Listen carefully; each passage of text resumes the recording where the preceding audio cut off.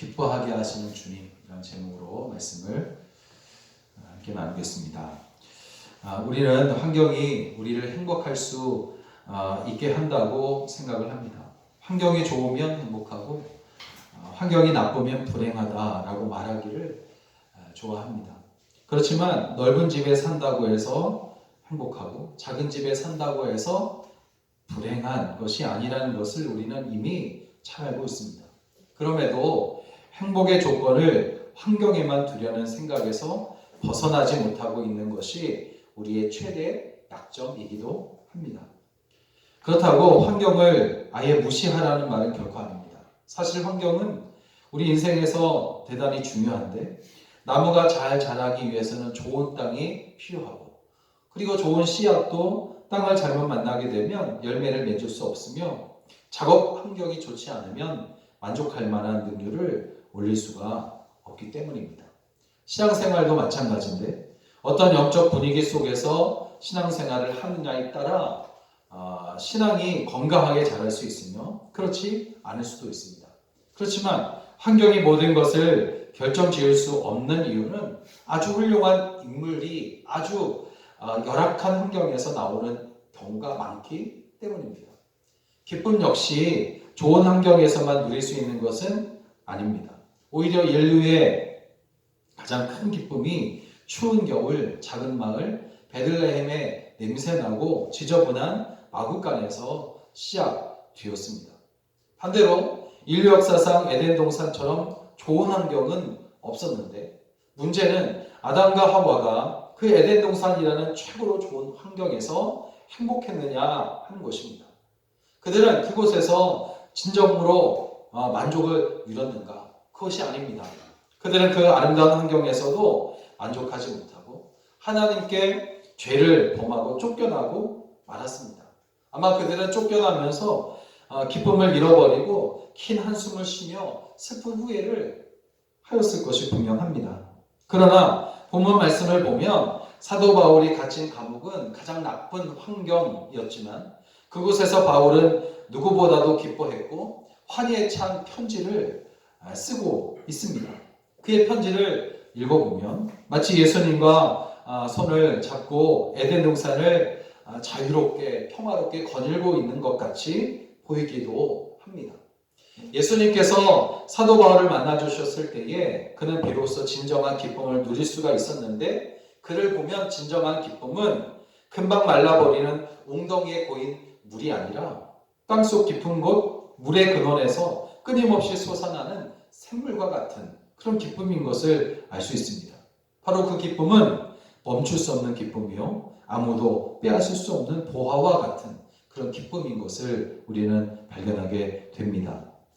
바울은 지금 감옥에 갇혀 있습니다. 갇혀 있다는 것은 최악의 환경 속에 있다는 것을 말하는데 오늘 13절과 14절을 보니까 나의 매임이라고 한 것을 보면 바울은 어둡고 깊은 그런 감옥에서 그것도 손과 발이 꽁꽁 결박되어 있음을 알 수가 있습니다. 바울은 그렇게 결박되어 감옥에 갇혀 있는 것이 분명 괴로운 일임을 그는 자신도 알고 있습니다.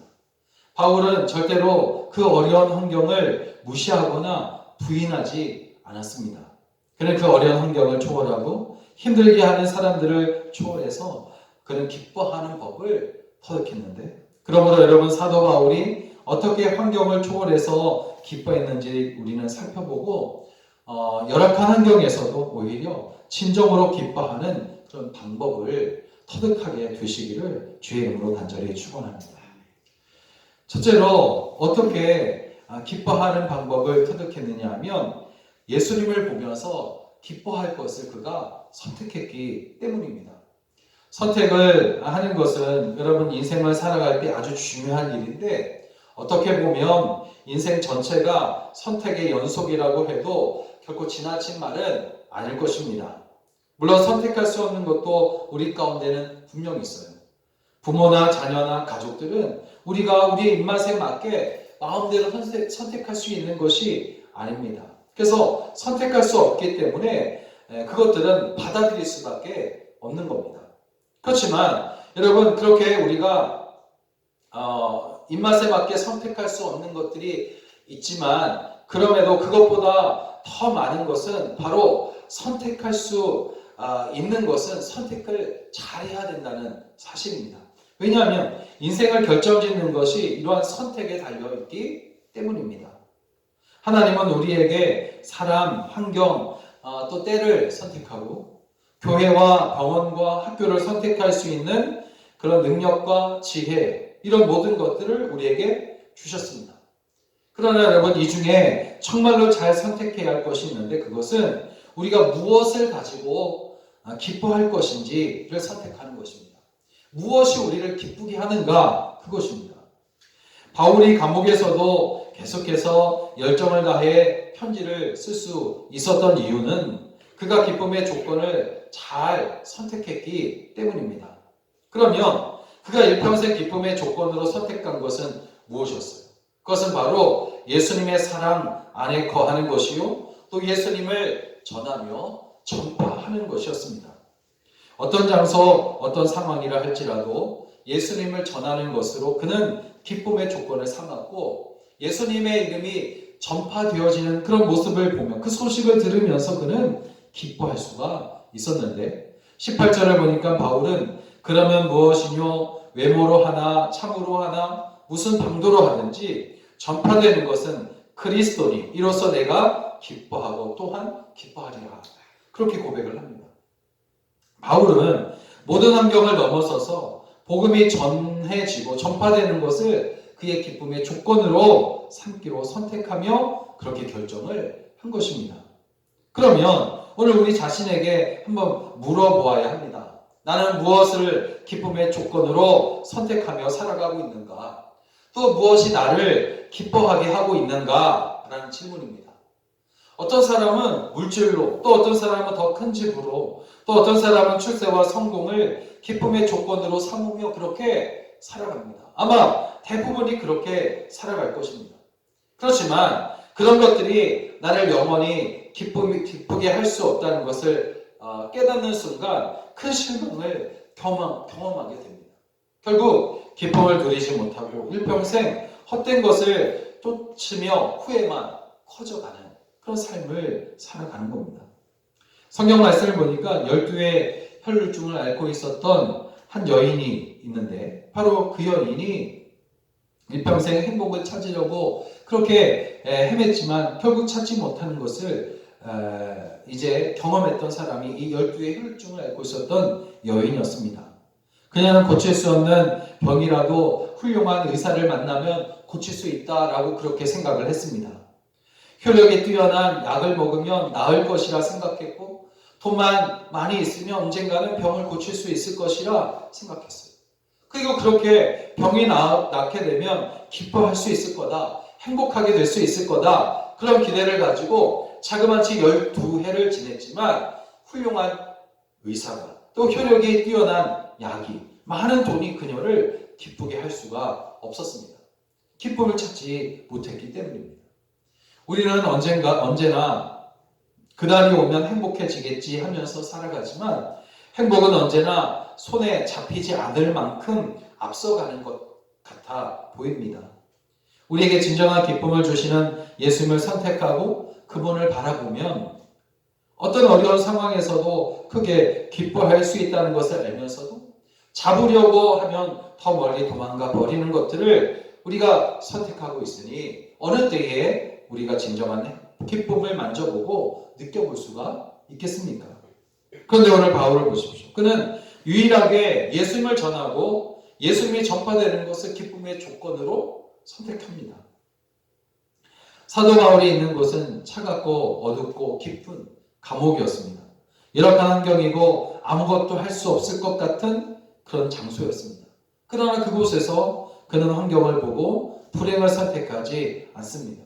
그는 그곳에서 자신을 기쁘게 했던 것을 선택하는데, 그를 기쁘게 한 것은 바로 복음이 전파되어지고 있다는 소식이었습니다. 한 사람이라도 복음을 전하면 들을 것이라는 믿음이 그를 기쁘게 한 겁니다. 환경이 어떠하고 장소가 어떠하며 시간이 어떠하든지 기쁨의 조건인 복음 전파를 생각하고 행했더니 사도 바울은 환경을 초월해서 진정으로 기뻐할 수가 있었던 것입니다. 여러분, 우리 인생은 이렇게 선택의 연속이에요. 물론 선택할 수 없는 것들도 있습니다. 그렇지만 선택해야 할 것이 더 많습니다. 선택해야 할 것이 많기 때문에 우리는 인생을 살아가면서 잘 선택을 해야 합니다. 무엇보다도 진정한 기쁨을 위해서 선택해야 할 분은 우리 주 예수 그리스도이십니다. 우리를 진정으로 기쁘게 하실 수 있는 분은 예수님이시기 때문입니다. 그러므로 어떤 환경에서도 사도 바울처럼 예수님을 선택하고 또 복음 전하는 것과 또 복음이 전파되는 것을 보며 기뻐하게 되시기를 주의 이름으로 간절히 축원합니다. 마지막으로 내게 남아있는 것에 감사하는 것입니다. 우리는 무엇인가 잃어버리거나 또 빼앗겼을 때에 그때 우리는 상당히 절망을 경험하게 됩니다. 그런데 더 큰 문제는 잃어버린 것에 집중하고 있다가 아직 자신에게 남아있는 것까지도 망각해버린다는 사실입니다. 그러므로 불행하다고 느껴질 때에 정신 차리고 돌아보아야 할 것은 내게 남아있는 것이 무엇인지 살피고 또 생각하며 그것을 소중히 다루는 것입니다.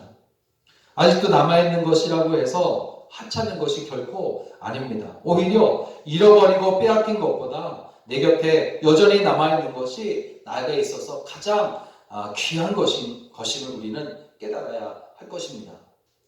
어느 상담가에게 깊은 절망에 빠진 한 사람이 어두운 표정을 하고 찾아옵니다. 선생님, 이제 저에게 희망이 없습니다. 한평생 공들여 올린 모든 것이 다 무너졌습니다. 상담가는 메모지를 들고 그 남자에게 묻습니다. 정말 당신에게 남은 것이 하나도 없는 겁니까? 무언가 남아있는 것이 있을 겁니다. 이 메모지에 제가 한번 적어보겠습니다. 이 남자는 한숨을 쉬면서 여전히 어두운 표정을 합니다. 상담가가 묻습니다. 아내가 아직 있습니까? 물론입니다. 아주 훌륭한 여자입니다. 저는 저희 아내를 사랑합니다. 그러면 제가 메모지에 훌륭한 아내가 있다고 적겠습니다. 아이들은 어떻습니까? 세 아이가 있습니다. 공부도 잘하고 제게 힘이 되어주겠다고 말한 적도 있습니다. 그러면 두 번째, 힘이 되어주겠다는 자녀가 있다고 적겠습니다. 친구는 있습니까? 내 무척 다정하고 의리 있는 친구가 몇 명 있습니다. 그들은 나를 돕겠다고 말했지만 제가 거절했습니다. 혹시 당신은 이제까지 남에게 피해 준 적이 있습니까? 없습니다. 저는 항상 바르게 살려고 노력해 왔습니다. 건강은 어떻습니까? 좋습니다. 아주 병이 없습니다. 자, 이제 정리해 보겠습니다. 첫째, 훌륭한 아내를 두셨군요. 둘째, 힘이 되어줄 세 자녀가 있고, 셋째, 도와주겠다는 마음을 가진 친구가 있습니다.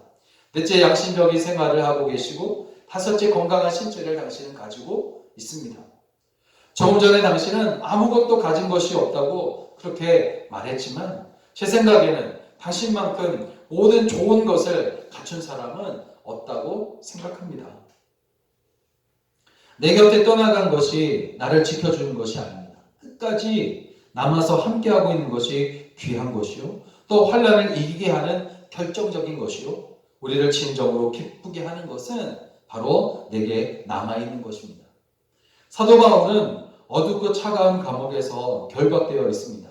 그의 모습은 절망스러운 모습이었고 아무것도 할 수 없어 보였지만 그에게는 그를 절대로 떠나지 않으시는 예수님이 계셨습니다. 그에게는 세상 끝날까지 항상 함께 하겠다고 약속하신 예수님이라는 이름이 있었습니다. 감옥이라는 환경이 육신의 편안함과 배부르게 하는 것을 송두리째 빼앗아 갔지만 그에게는 복음이 있었고 찬양이 있었으며 기도가 있었고 그리고 그와 그의 동료인 실라가 함께 있었습니다. 베드로와 요한이 기도하러 성전에 들어가다가 태어나서 40여 세가 넘도록 한 번도 걷지 못한 사람을 만나는데 베드로가 그에게 한 말을 들어보면 이제 무엇이 이 안진뱅이를 이렇게 세웠는지를 알 수가 있고 또 이제 그런 기적이 나타나는지를 알 수가 있어요. 베드로는 자기에게 없는 것 때문에 실망하지 않고 자기에게 있는 것으로 그를 일어나 걷게 했는데 사도행전 3장 6절을 보니까 베드로가 이르되 은과 금은 내게 없거니와 내게 있는 것으로 내게 주노니 곧 나사렛 예수 그리스도의 이름으로 걸으라. 그렇게 이야기를 합니다. 여러분, 하나님은 우리가 가지고 있는 것들을 통해서 역사하세요. 우리에게서 떠나고 우리를 저버린 것들을 가지고 역사하시는 것이 아니라 우리가 가지고 있는 것을 가지고 역사하십니다. 우리에게 아직도 남아있는 것을 통해 역사하십니다. 아무것도 가진 것이 없다고 그러므로 우리는 말하지 말아야 합니다. 다 떠날지라도 주님은 세상 끝날까지 우리와 함께 하십니다. 예수님이 함께 하심을 믿을 때에 그 믿음이 능력이 되어서 우리를 기쁘게 할 줄로 믿습니다. 열왕기상 17장을 보면 사르밧 과부 이야기가 나오는데, 그때 사르밧 과부가 가지고 있던 것은 통의 마지막 가루 한 움큼과 병의 마지막 기름 조금뿐이었습니다. 그러나 하나님은 그 작은 것을 통해서 과부를 살리시고 그 아들을 살리셨으며 엘리야를 살리셨어요. 그리고 하나님의 역사를 이루어 가십니다. 출애굽기 3장과 4장을 보면 하나님은 모세를 이스라엘의 지도자로 부르실 때도 모세에게 남아있는 것을 통해서 역사하시는데, 하나님은 모세에게 묻습니다. 내 손에 있는 것이 무엇이냐? 그때 그의 손에 있던 것은 양을 치는 아주 평범한 지팡이였습니다. 그 지팡이를 이제 하나님께 보였더니 하나님은 그 지팡이를 통해서 홍해를 가르시고 바위에서 물을 내셨으며, 양을 치던 그 지팡이로, 평범한 그 지팡이로 방해하는 모든 원수들을 물리치고 썩어가면서 이스라엘 민족을 가나안 땅으로 인도하십니다. 사도 바울은 그 차갑고 어두운 감옥에서 자신에게 남아있는 것이 무엇인지 묵상해 보았을 것입니다. 그리고 자신에게 남아있는 것들이 너무나 귀한 것임을 깨달았습니다. 다른 것은 다 잃었어도 결코 잃을 수 없는 것이 있었습니다. 떠나지 않는 것이 있었습니다. 영원히 떠나지 않는 것이라면 그것이 가장 귀한 것임을 그는 그 가운데서 깨달았을 것이에요. 가장 귀한 예수님이라는 이름이 그에게 있었고, 그 다음에는 동역자인 신라가 곁에 있었으며, 복음이 있었고 찬양이 있었고 기도가 있었으며, 그 복음이 전파되어지는 그 소식이 그 귓가에 들려옵니다. 이렇게 아무것도 남지 않았다고 해서 불행의 끝을 볼 수밖에 없었던 그 순간에 남아있는 것을 생각하며 기뻐할 수 있었던 사도 바울은 그 열악한 환경에서 기쁨의 책인 빌립보서를 쓸 수 있었습니다. 여러분들에게서 모든 것이 떠나가도 끝까지 우리와 함께 하시고 남아 계신 분이 계십니다. 그분은 바로 우리 주 예수 그리스도이신 줄로 믿습니다. 예수님은 우리를 절대로 떠나지 않으십니다. 다 떠났기 때문에 기뻐할 수 없다고 우리는 그래서 말할 수 없는 겁니다. 우리를 진정으로 기쁘게 하시는 분은 우리를 떠나지 않으시고 우리 속에 머물러 계십니다. 그래서 어려운 환경 속에서도 우리에게 남아 계신 분이 예수님이라고 고백하는 것은 정말로 복되고 복된 신앙 고백인 줄로 믿습니다.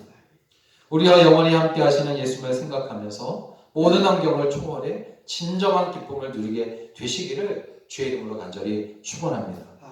사랑하는 여러분, 환경이 중요하지만 결코 환경의 노예가 되지 마시고 오히려 환경을 초월해서 기쁨을 누리게 되시기를 주의 이름으로 축복합니다.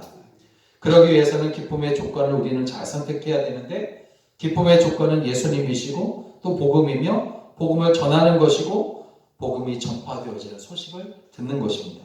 그리고 아직도 남아있는 것을 가지고 우리는 기뻐해야 되는데, 모든 것이 다 떠나도 우리에게 끝까지 남아있는 이름은 우리 주 예수 그리스도라는 이름인 줄로 믿습니다.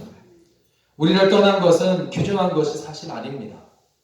귀중하게 생각했지만 우리를 떠났다면 그것은 더 이상 우리에게 귀중한 것이 아닙니다. 그러나 끝까지 우리와 함께 하고 있는 것이 있다면 그것이 아주 작은 것이라 할지라도 다른 어떤 것들보다도 가장 귀중한 것인데, 바로 우리에게 우리에게 항상 우리와 항상 함께 하시는 분이 예수님이시라면 예수님은 우리에게 가장 귀하신 분이요, 정말 그 어느 것과도 비교할 수 없는 가장 소중한 분이신 것을 우리는 깨닫습니다. 사도 바울의 위대한 점이 바로 여기 있어요. 예수님이 함께 하고 있다는 사실을 기쁨의 최고의 근거로 고백한 사도 바울은 그 차갑고 어두운 감옥에서 결박되어 있을 때에 그곳을 기도의 장소로, 사랑의 장소로, 사랑의 편지를 쓰는 장소로, 천국 복음을 전하는 장소로 만들 수가 있었습니다. 사도 바울이 기쁨의 근거를 복음에 두고 주님께 두었더니 모든 것을 초월하여 기뻐할 수 있었던 것처럼 오늘 우리도 기쁨의 조건을 우리 주 예수 그리스도께 두고 복음을 전하는 것과 복음이 전파되어지는 것에 두셔서 모든 것을 초월하여 기뻐하는 그런 삶이 되시기를 주의 이름으로 간절히 축원합니다. 기도하겠습니다. 살아계신 주님 은혜를 감사합니다. 주님께서 우리를 사랑하시고 은혜 베푸셨